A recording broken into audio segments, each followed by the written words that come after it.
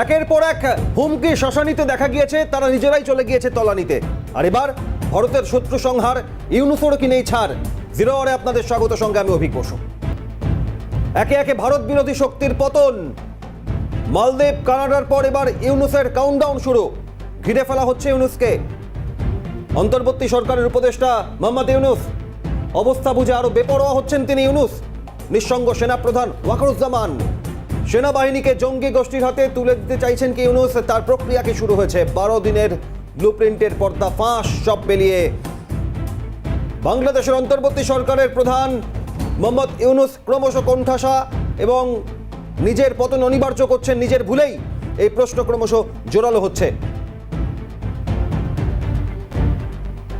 নিঃসঙ্গ সেনাপ্রধান ওয়াকারুজ্জামান, তার সঙ্গে ক্রমশ সেনাপ্রধানের সঙ্গে সেনাবাহিনীর সঙ্গে ইউনুসের দূরত্ব বাড়ছে। একের পর এক সিদ্ধান্ত যা সেনা বিরোধী বলে মনে করা হচ্ছে, সব মিলিয়ে সেনাবাহিনীকে এবার জঙ্গি গোষ্ঠীর হাতে তুলে দিতে চাইছে কি ইউনুস। এ প্রশ্ন আরও জোরালো হয়েছে একের পর একটা সিদ্ধান্ত, তার পরিকল্পনা এবং যা ছবি সামনে আসছে। ভারতের শত্রু সংহার, ইউনুসের নেই ছাড়। একে একে ভারত বিরোধী শক্তির পতন ঘটেছে। মালদ্বীপ, কানাডার পর এবার ইউনুসের কাউন্টডাউন শুরু। ঘিরে ফেলা হচ্ছে ইউনুসকে। অবস্থা বুঝে আরও বেপরোয়া মোহাম্মদ ইউনুস। নিঃসঙ্গ সেনাপ্রধান ওয়াকারুজ্জামান, সেনাবাহিনীকে কি এবার জঙ্গি গোষ্ঠীর হাতে তুলে দিচ্ছেন ইউনুস। 12 দিনের ব্লুপ্রিন্টের পর্দাফাঁস। জিরো আওয়ারে আজ আপনাদের সামনে বেশ কিছু গুরুত্বপূর্ণ তথ্য তুলে ধরবো এবং সব মিলিয়ে এই মুহূর্তে আমাদের সঙ্গে রয়েছেন chief reporter Satyajit Mukhopadhyay zero আওয়ারে নিউজ রুম থেকে। সত্যজিৎ, পরপর দুটি বিষয় যদি সামনে আনি, 2022-এ মালদ্বীপের দায়িত্বে ক্ষমতায় আসার পর মোহাম্মদ মইজুদ তার ভারত বিরোধী বিদ্বেষ, এমনকি মালদ্বীপ থেকে ভারতীয় নৌসেনাকে প্রত্যাহারের জন্য ভারতকে চাপ সৃষ্টি করা বিদ্বেষ এমন আকার ধারণ করেছিল, পাল্টা ভারতও পদক্ষেপ করেছিল। মালদ্বীপের পর্যটন ভারতের উপর যেখানে সিংহভাগ নির্ভরশীল, সেখানে ভারতীয় নাগরিকরা পর্যটনের ক্ষেত্রে মালদ্বীপকে বহিষ্কার করেছিলেন, এক প্রকার ত্যাগ করেছিলেন এবং তারপর তাদের আর্থিক যে দুরবস্থা, তলানিতে সুর নরম করতে বাধ্য হয়েছিলেন মইজু। আমি যদি জাস্টিন ট্রুডোর দিকে ফিরে যাই, তার ভারত বিদ্বেষ এবং একই সঙ্গে খালিস্তানিদের মদত দেওয়ার একের পর এক সিদ্ধান্ত। এবছরের অক্টোবরে নির্বাচন, তার আগে বাধ্য হলেন নিজে পদত্যাগ করতেন এবং ভারত বিদ্বেষী কাল হলো এমনটা মনে করা হচ্ছে। আর এবার চলে আসে ইউনুসের কথায়। ইউনুসের একের পর এক সিদ্ধান্ত। August, September, October, November, December পেরিয়ে 2025-এর জানুয়ারি, বছর শেষ হয়েছে, কিন্তু তার অভিসন্ধি চক্রান্ত, একের পর এক ভুল সিদ্ধান্তের কোনো শেষ নেই। সব মিলিয়ে সর্বশেষ পরিস্থিতি কোথায় দাঁড়িয়ে সত্যজিৎ? তুমি যে তথ্য জানাচ্ছ দর্শকদের একদম সঠিক, কারণ এশিয়ার ঘুমন্ত সিংহ বা মহা শক্তিধর ভারত সম্পর্কে আমরা এর আগে দেখেছি যে কানাডার যিনি সদ্য পদত্যাগ করেছেন জাস্টিন ট্রুডো, তিনি যে রীতিমতো ভারত সম্পর্কে বিষোদ্গার করেছিলেন, বিষোদ্গার না, ভারতের বিরুদ্ধে সব রকম তিনি ব্যবস্থা নেওয়ার চেষ্টা করেছিলেন এবং নির্দিষ্টভাবে নিজ্জারের হত্যাকাণ্ড, অর্থাৎ খালিস্তানিপন্থী জঙ্গি নেতা হরদীপ সিং নিজ্জারের যে হত্যাকাণ্ড ঘটেছিল বা তার যে অস্বাভাবিক মৃত্যু হয়েছিল, তারপর সরাসরি দেশের প্রধানমন্ত্রী নরেন্দ্র মোদীকেও তিনি অভিযুক্ত করতে ছাড়েননি, স্বরাষ্ট্রমন্ত্রীকে অভিযুক্ত করতে ছাড়েননি, সব ধরনের পদ্ধতি অ্যাপ্লাই করেছিলেন। এবং পাশাপাশি মালদ্বীপের কথা তুমি বলছো, মালদ্বীপও তো কম কিছু করেনি। সেখানে ভারতীয় পর্যটকদের সব কিছু বন্ধ করে দিয়ে সব কিছু স্তব্ধ করার চেষ্টা করেছিল। একে একে তুমি দেখো যে ট্রুডোর বিদায়, তুমি দেখতে পাচ্ছ সেই ছবি। একই সঙ্গে তার দল যে লিবারেল পার্টি, তারও যে সর্বোচ্চ পদ থেকে তিনি ইস্তফা দেওয়ার পথে। এবং তার পাশাপাশি মালদ্বীপের তরফে তাদের সুর একেবারে নরম, ভিজে বেড়াল হয়ে গেছে এখন মালদ্বীপ। এবং তাদের বিদেশ মন্ত্রী খলিল আহমেদ বলছেন, ভারত আমাদের পরম মিত্র, ভারতকে যেন আমরা ভাবতেই পারি না। অর্থাৎ একে একে এই দেশগুলোর যে বিরুদ্ধ আচরণ, এবং কানাডা তো অনেক এগিয়ে আমাদের আশেপাশের হিংসুটে প্রতিবেশীদের থেকে, তাদের অবস্থা আমরা ভালো করে দেখতে পাচ্ছি। কি ছবি! মহাশক্তিধর ভারতের সম্পর্কে বিষোদ্গার করলে আলটিমেটলি পরিণতি কী হয় সেটা ট্রুডো এখন বাড়িতে বসে বুঝতে পারছেন, টিভির সামনে বসেই। এবং তোমাকে বলে রাখার চেষ্টা করব যে ইতিমধ্যেই কানাডার উপরে প্রায় 100% ট্যাক্স বসানোর বা শুল্ক আরোপের যে ঘোষণা মার্কিনদের তরফে হয়ে গেছে। এবং ট্রাম্প তার এক্স হ্যান্ডেলে ঘোষণাই করে দিয়েছেন যে 51তম অঙ্গরাজ্য হিসাবে কেন আমরা কানাডাকে ভাবতে পারি না, বা কানাডা মানুষ আপনারা এগিয়ে আসুন। ফলে কানাডার এখন ঘরে বাইরে চাপ। তার মধ্যে যে ছবিটা আসছে যে কানাডার পরবর্তী প্রধানমন্ত্রী অক্টোবরে নির্বাচিত হবে, সেখানে সেই তালিকায় তোমাকে বলবো যে ভারতের তরফে অনিতা আনন্দ এবং জর্জ চাহাল দ্বিতীয়জন হচ্ছেন পেশায় আইনজীবী, প্রথমজন সেখানকার বর্তমান মন্ত্রী পদে রয়েছেন। ফলে এই দুজন ভারতীয় বংশোদ্ভূত এবং ভারতপন্থীর নামই 7-8 জনের মধ্যে বেশি উল্লেখযোগ্য বলে আন্তর্জাতিক মহল মনে করছে। এবার আমরা আমাদের পূবের প্রতিবেশী বাংলাদেশ, সেই বাংলাদেশে গত রাত থেকে বেশ কতগুলো গুরুত্বপূর্ণ আপডেট সামনে আসছে আমাদের কাছে এবং সেগুলো বেশ চাঞ্চল্যকর। কারণ বাংলাদেশে এই মুহূর্তে মোহাম্মদ ইউনূসের কাছে প্রত্যেকটা ঘন্টাই এখন ভীষণ গুরুত্বপূর্ণ, কারণ তার হাতে বাকি মাত্র এই 12 দিন। এই 12 দিন ট্রাম্প যখন যে মুহূর্তে তিনি শপথ গ্রহণ করবেন, এটা সরাসরি বুঝতে পারছেন ইউনূস যে তিনি প্রচণ্ড চাপের মুখে পড়তে চলেছেন। কারণ তার এর আগে তিনি দুবার যে তথ্য আমাদের কাছে এসে পৌঁছচ্ছে, তিনি একেবারে অভ্যন্তরীণভাবে দুবার মোহাম্মদ ইউনূস পদত্যাগ করতে চেয়েছিলেন, কিন্তু তিনি টাইটানিকে চেপেছেন। তিনি একাই কেন একটা বোট নিয়ে পালিয়ে যাবেন, বাকিরা ওই জাহাজে ডুববেন, তা তো হতে পারে না। ফলে তার যারা ঘনিষ্ঠ সার্জিস আলম বা হাসনাত আবদুল্লাহ বা মাহফুজ আলম, এরা তাকে ছাড়বে কেন? ফলে জাহাজ যদি ডোবে একসঙ্গে ডুববে। ফলে মোহাম্মদ ইউনূস দুবার যে প্রার্থনা করেছিলেন তাকে অব্যাহতি দেওয়া হোক, সেই অব্যাহতি তিনি পাননি। ফলে এখন বেপরোয়া হচ্ছেন তিনি। সেই বেপরোয়া হওয়ার জন্য যে তথ্য আমাদের কাছে এসে পৌঁছচ্ছে, আমরা ছবি দেখিয়ে বলবো যে বর্তমানে বাংলাদেশের স্বরাষ্ট্র সচিব যিনি হয়েছেন নাসমুল গনি, এই নাসমুল গনির ছবি আমরা স্ক্রিনে রাখবো। এই নাসমুল গনির ব্যাকগ্রাউন্ডটা কি? যিনি বর্তমানে বাংলাদেশের স্বরাষ্ট্র সচিব, তিনি সারা বিশ্বে নিন্দিত মৌলবাদী গোষ্ঠী হিজবুত তাহরির বাংলাদেশে প্রতিষ্ঠা করেছিলেন এই নাসমুল গনি। এবং তোমাকে বলবো যে ইউনূসের যে নির্দিষ্টভাবে তিনি পাক, দেউলিয়া পাক, যাদের সারা বিশ্বে কোনো ব্যবসা নেই, যাদের অর্থনৈতিক অবলম্বনের জন্য সামরিক অবলম্বন ঘটে গেছে, সেই পাকিস্তানের ব্যবসায়ীদের বাংলাদেশে তিনি আহ্বান করেছেন, তারা পৌঁছেছেন। এবং বলা হচ্ছে যেহেতু পাসপোর্ট কোনো সিকিউরিটি রিজন নেই, এই ব্যবসায়ীদের আড়ালে বেশ কিছু নিষিদ্ধ জঙ্গি গোষ্ঠীর বড় মাথা নাকি বাংলাদেশে গতকালই প্রবেশ করে গেছে, সেই তথ্য সামনে আসছে বিভিন্ন গোয়েন্দা রিপোর্ট অনুসারে। এবং তোমাকে বলবো যে এই যে ছবিটা আসছে, পাশাপাশি যে ছবি আমাদের কাছে আসছে, আগামী 18ই জানুয়ারি হিজবুত তাহরির নেতা মাহফুজ আলমের নেতৃত্বে কানাডায় একটা বড় সমাবেশ মিছিল হবে এবং তার মধ্যে ইউনূসের প্রত্যক্ষ মদত আছে বলেই গোয়েন্দা রিপোর্ট আসছে। কেন হবে? কারণ হলো কানাডাতে নির্দিষ্টভাবে যে সমস্ত রাষ্ট্রগুলো এখনো পর্যন্ত ইসলামিক নয়, সেখানে খিলাফত বা ইসলামিক স্টেট প্রতিষ্ঠা করাই হচ্ছে হিজবুত তাহরির মূল লক্ষ্য। যে কারণে আগামী 18ই জানুয়ারি আমরা এখান থেকেই জানাচ্ছি হিজবুত তাহরির কানাডায় যাবে, সেখানে সভা সমাবেশ করতে প্রত্যক্ষ মদত রয়েছে ইউনূসের। এবং বাংলাদেশে ইউনূসের যারা এই মুহূর্তে উপদেষ্টা আছেন, তাদের অনেকেই এই মুহূর্তে পদত্যাগ করতে চাইছেন। তার কারণ দুটো, একটা মার্কিন নিষেধাজ্ঞা হতে পারে, দ্বিতীয়ত তাদের অনেকেরই মার্কিন যে পাসপোর্ট আছে, যেটা বাংলাদেশের আইন অনুসারে অবৈধ। এবং এই যে এনজিওগ্রাম, যে তার যে উপদেষ্টা বাহিনী, এনজিওগ্রামের অর্থ হচ্ছে অধিকাংশ উপদেষ্টার হয় এনজিও আছে অথবা গ্রামীণ ব্যাংকের সদস্য। ইউনূসের লোকজন তারা এই যে সরে যাচ্ছে, তার পরিপ্রেক্ষিতে নতুন করে 15 জনের নাম ইতিমধ্যে গত রাতেই আমাদের কাছে এসছে। এই 15 জন নতুন উপদেষ্টা হতে চলেছেন। বাংলাদেশের মানুষ যারা শুনছেন তারা শুনে নিন। এর মধ্যে একজন রয়েছেন লেফটেন্যান্ট জেনারেল, 2 জন মেজর জেনারেল, 5 জন কৌশলীবিদ, এবং এরা প্রত্যেকেই জামাত ঘনিষ্ঠ বলে জানা যাচ্ছে। এবং তার পাশাপাশি যে ছবি আসছে, যে ছবি আমরা দেখতে পাচ্ছি, যে জেনারেল ওয়াকারুজ্জামান, তার বিরুদ্ধে অভিযোগ আনা হতে চলেছে বলেই সম্ভাবনা তীব্র হয়েছে। হাসনাত, নির্দিষ্টভাবে বলে রাখবো যে হাসনাত আবদুল্লাহ, তিনি ইতিমধ্যে বলেছেন ওয়াকারুজ্জামান সম্পর্কে যে তিনি হাসিনাকে সহজ পথ করে দিয়েছিলেন পালানোর জন্য এবং বাকি 600 জনকে, এবং যে 13 জন যে ডিজিএফআই এবং সামরিক কর্তার বিরুদ্ধে ইতিমধ্যে ওয়ারেন্ট জারি হয়েছে, এই 13 জন সামরিক কর্তার বিরুদ্ধে অভিযোগ তারা সেদেশে, অর্থাৎ সেখানে বিচার বহির্ভূত হত্যা করেছেন, গুম খুন করেছেন, এবং সেই সময় সেনা প্রধান ছিলেন ওয়াকারুজ্জামান। ফলে তিনি দায়িত্ব এড়াতে পারেন না। এই অভিযোগ এনে ওয়াকারুজ্জামানকে একই আইনের আওতায় আনার চেষ্টা করছে মোহাম্মদ ইউনূস সরকার, এবং আনার পরে তাকে বন্দি করে তাকে কাশিমপুর জেলে পার্ট 2-তে নিয়ে যাওয়ার সম্ভাবনা আরও প্রবল হচ্ছে বলে বিভিন্ন অংশে জানা যাচ্ছে। এবং এই মুহূর্তে সেনাবাহিনীর মধ্যে সেনাপ্রধান ওয়াকারুজ্জামান ভীষণ নিঃসঙ্গ বলেই আমরা জানতে পারছি।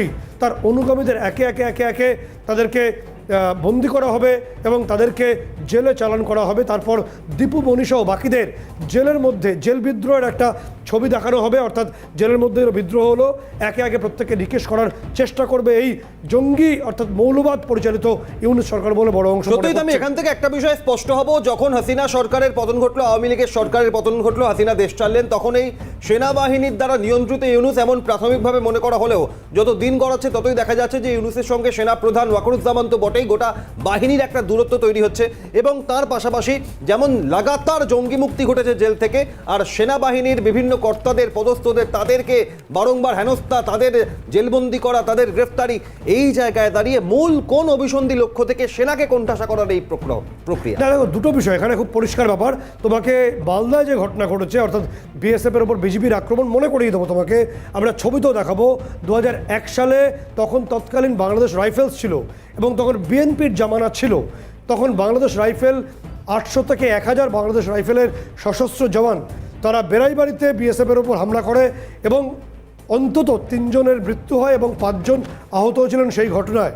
এবং তারা সেই সময় একদম অরক্ষিত সীমান্তে এই হামলা চালিয়েছিল অনেকগুলো কারণের জন্য।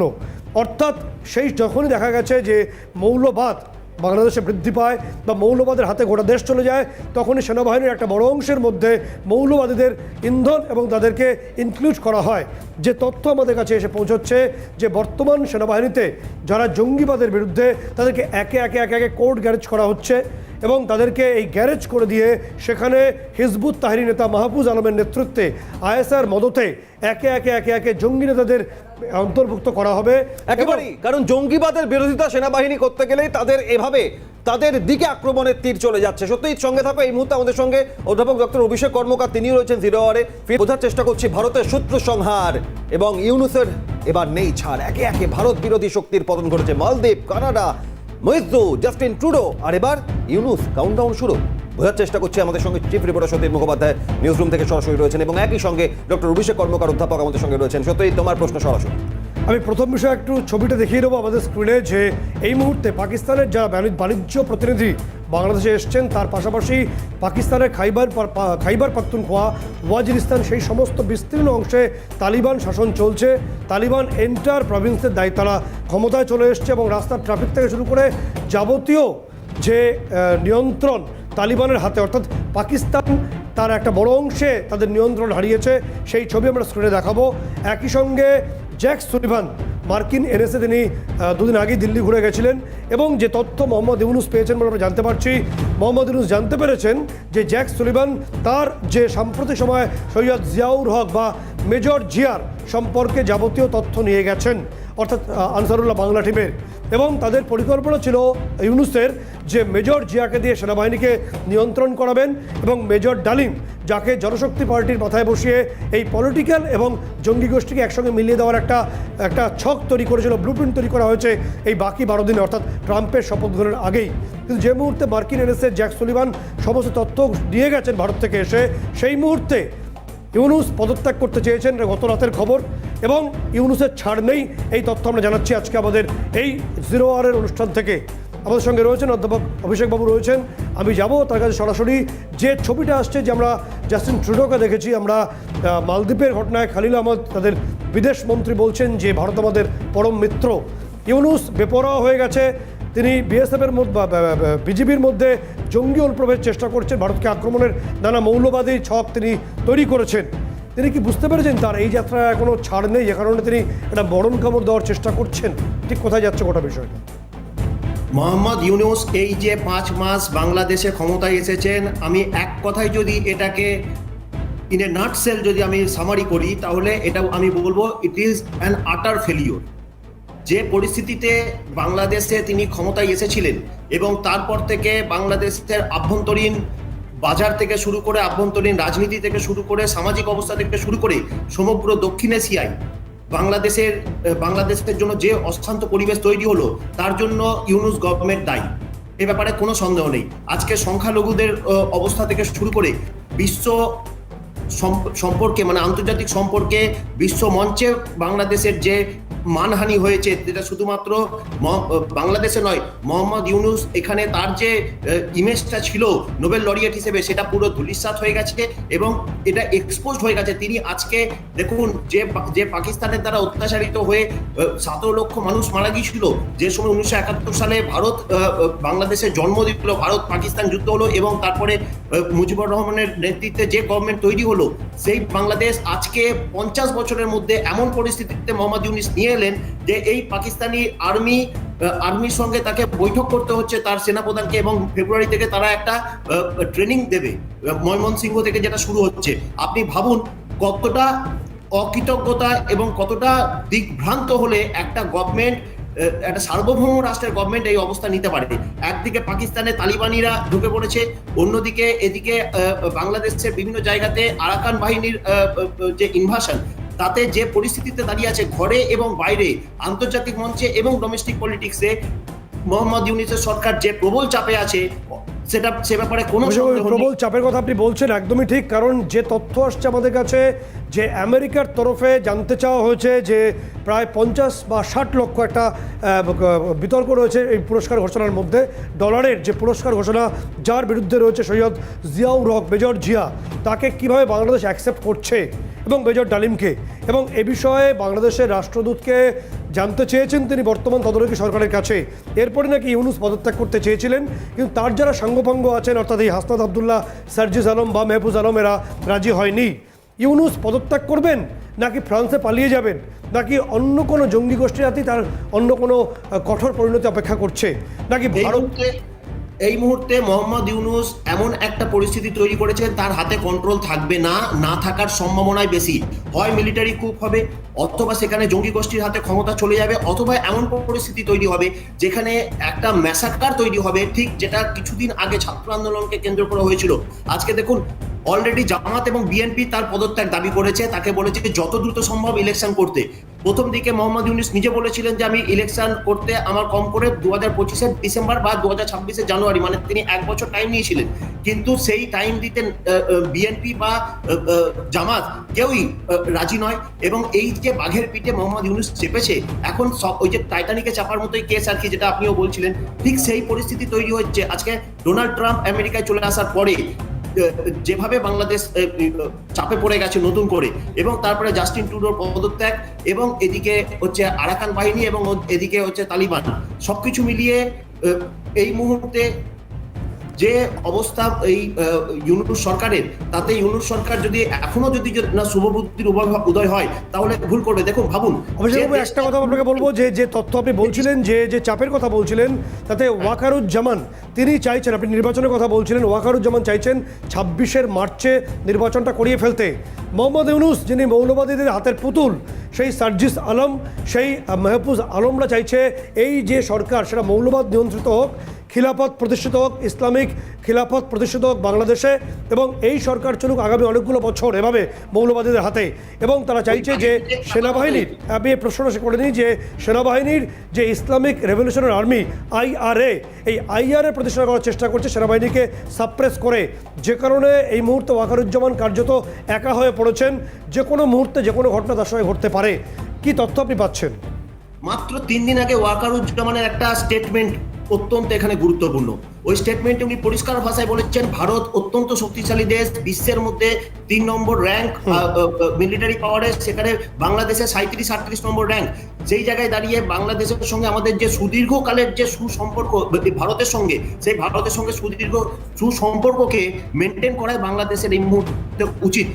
ওয়াকারুজ্জামান দ্বিধাহীন কণ্ঠে কথা বলেছেন, কিন্তু বুঝতে হবে এটা ইউনূস সরকার যেভাবে ওই মৌলবাদীদের হাতের পুতুল হয়ে গেছে, ইউনূস সরকার সহজে সেটা মানতে পারবেন না, এবং তাকে মানতে দেওয়া হবে না। আলটিমেটলি যে ম্যাসাকার, যে মানে ভ্যান্ডালিজম শুরু হবে নতুন করে বাংলাদেশে, এই ঢেউ কিন্তু বাংলাদেশের যে আপামর যে সাধারণ জনগণ, তাদের জনজীবনকে বিপর্যস্ত করে দেবে। তথ্য আমরা পাচ্ছি, যে তথ্য পাচ্ছি 2001 সালে বিএনপির জামানায় যে চক করা হয়েছিল, অর্থাৎ BDR এর মধ্যে মৌলবাদীদের প্রবেশ করিয়ে দিয়ে BSFকে আক্রমণ করা হয়েছিল। আমরা স্ক্রিনে সেই ছবি দেখাবো। এবং সে সময় 3 জনের মৃত্যু হয়েছিল, 5 জন আহত হয়েছিল। এবারও যে পরিকল্পনা রয়েছে, ইতিমধ্যে পুলিশ বাহিনী, বাংলাদেশ পুলিশ বাহিনীর মধ্যে প্রচুর পরিমাণে মৌলবাদী শক্তি প্রবেশ করেছে বা অনুপ্রবেশ করেছে। এবার তারা তাদের বিজিবি এবং সেনাবাহিনীর মধ্যে এই ইসলামিক রেভলিউশন বা বিভিন্ন জঙ্গি গোষ্ঠীর যে ট্রেন্ড জঙ্গি, এদেরকে প্রবেশ বা অনুপ্রবেশ করাতে চাইছে। এবং যে কারণে যারা একদম নির্দিষ্ট ট্রেন্ড আর্মি পার্সনস তারা প্রতিবাদ করে তাদেরকে একে একে একে গ্যারেজ করে গুম খুনের পরিকল্পনা করা হয়েছে এবং এই পরিকল্পনা রয়েছে সার্জিস আলম, একই সঙ্গে মেহফুজ আলমরা, এবং যার মদত দিচ্ছে মোহাম্মদ ইউনুস। কতটা বিপদ তৈরি হতে পারে গোটা বিষয়টাকে ঘিরে? মোহাম্মদ ইউনূসের কাছে আর কোনো পথ খোলা নেই মৌলবাদীদের হাতে আত্মসমর্পণ করা ছাড়া। তার কারণ হচ্ছে সেনাবাহিনীর সঙ্গে তার দূরত্ব যে তৈরি হয়েছে, ওয়াকারুজ্জামানের সঙ্গে যে তার দূরত্ব তৈরি হয়েছে, এ ব্যাপারে কোনো সন্দেহ নেই। এই পরিস্থিতিতে এই সার্জিস আলম তারা যেভাবে মোহাম্মদ ইউনূসকে চালাবেন, ওনাকে এখন নিজের জায়গায় থাকার জন্য সেটা করতে তিনি করতে বাধ্য। এক, দুই হচ্ছে তিনি একটা নতুন করে জাতীয়তাবাদী আবেগ তৈরি করার চেষ্টা করছেন। উনি সেনাবাহিনীকে বলছেন যুদ্ধের জন্য রেডি থাকতে।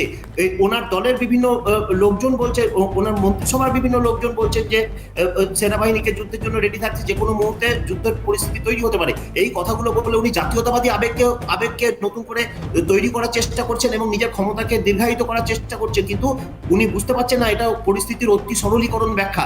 তিনি এই অতি সরলীকরণের পথে গিয়ে যে গভীর বিপদ ডেকে আনছেন, এই বিপদ থেকে একমাত্র তাকে যদি কেউ মুক্তি দিতে পারে তাহলে হচ্ছে এই মুহূর্তে ভারতের। অভিষেক বাবু, আপনাকে শেষ প্রশ্ন করবো যে ইউনূসের কাছে বার্তা চলে এসছে যে যেভাবে কানাডাকে নিষেধাজ্ঞার আওতায় আনতে চলেছে মার্কিন প্রশাসন, এবং জ্যাক সুলিভানের এই ভারত সফরের পর ইউনূসের গোয়েন্দারা খবর পেয়েছেন যে ট্রাম্প ক্ষমতায় বসার পরই এই নিষেধাজ্ঞার কবলে পড়তে পারে সেদেশের একাধিক বিষয় যেটা পাকিস্তানের ক্ষেত্রে চলছে।